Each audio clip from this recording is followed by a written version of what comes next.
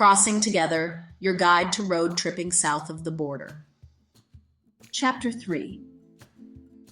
The Road to Freedom, the case for having a car in Mexico.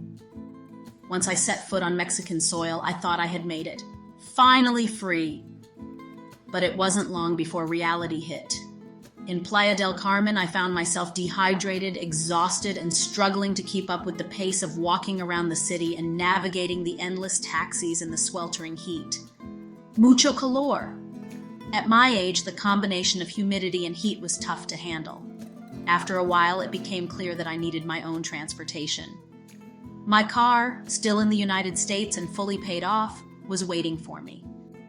I tried to find friends to help me make the drive from the US to Mexico, but after a few failed attempts, I realized I was on my own. That's when I decided it was time to put on my big girl panties, get my car, and drive it down to Mexico myself. I wasn't going to let fear or inconvenience hold me back anymore. I made one last effort to find a travel companion, calling up mi amiga Luisa, who lived in Playa del Carmen, hoping she could join me for the journey. Thankfully, she said yes. Now that I had my travel partner, it was time to work out the logistics. As I sat in my little studio planning the trip, I focused on positive self-talk, reassuring myself that I could handle it. I listened to my spirit, trusting that everything would fall into place, and prepared to take on this adventure confidently. It was a lot of work, especially for a novice. There is actually a lot of information out there, but I'm a checklist kind of person. Since you might be a checklist kind of person too, I have 3 checklists that are exclusively in the book that you may find useful. The first checklist is for people just driving through or visiting Mexico. The second is if you have your temporary residency, and the third is if you have your permanent residency. Please double check everything. The rules are always changing, so while this is a good start, you want to verify all the information before you start on your trip. In addition to the checklists, there are some regulations and recommendations that you may want to consider. First, if your car is not fully paid for, obtain approval from the lender to drive it into Mexico. If you need to or intend on getting your Mexican driver's license in Playa del Carmen, you can obtain a Mexican license from the PDC municipality to be in the system.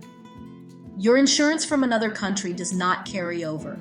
Mexican insurance is recommended, costing around $200 per year. With the checklist and these tips, you put yourself in the best position to be well prepared and have an enjoyable trip as you drive or relocate to Mexico. So back to our adventure. Time flew by, and it was time to get my car. The trip was becoming real. I had to fly out to California, pick up my car, and then drive to Tijuana where I'd meet my co-pilot.